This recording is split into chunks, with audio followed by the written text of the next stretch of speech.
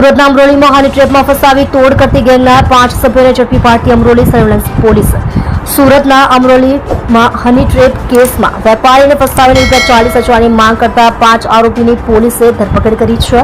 આ કેસમાં 3 પુરુષ અને 2 મહિલાઓનો સમાવેશ થાય છે.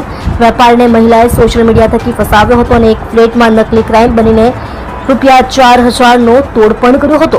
મહિલાઓ પણ ઝડપાઈ. સુરતમાં હની ટ્રેપની ઘટનામાં 5 આરોપીની અમરોલી પોલીસે ધરપકડ કરી છે. સોશિયલ મીડિયા થકી વેપારીને ફસાવવામાં આવે છે અને ત્યારબાદ તેની પાસેથી રૂપિયાની માંગણી કરવામાં આવે છે. આરોપીઓએ પહેલા વેપારીને સંત એપાર્ટમેન્ટમાં બોલાવ્યો અને ત્યારબાદ નકલી ક્રાઇમના અધિકારી બની તેની પાસેથી ₹4,000 લઈ ત્યારબાદ ₹40,000ની માંગણી કરવામાં આવે છે અને આ ગેંગના 3 સભ્યો ગુનાહિત ઇતિહાસ ધરાવે છે અને તેને લઈ પોલીસે ઊંડાણપૂર્વક તપાસ હાથ ધરી છે. કોણ કોણે ઝડપાયું આ કેસમાં? આ હની ટ્રેપની વાત કરવામાં આવે તો રાજુ ગુજારિયા, રાજુ કાથરોટિયા, વિજય માળી, તેજલ ઉર્ફે જાનવી, ઋત્વિકા ઉર્ફે ઋતુની પોલીસે ધરપકડ કરી છે. આરોપીઓ પાસેથી રોકડા ₹4,306 મોબાઈલ અને એક હાથકડી પણ મળી આવી છે. અગાઉ પણ ટોળકીએ કોઈને લૂંટ્યા છે કે નહીં તેને લઈ પોલીસે તપાસ હાથ ધરી છે. 3 આરોપીઓ ચોરીના કેસમાં પણ ઝડપાઈ ચૂક્યા છે.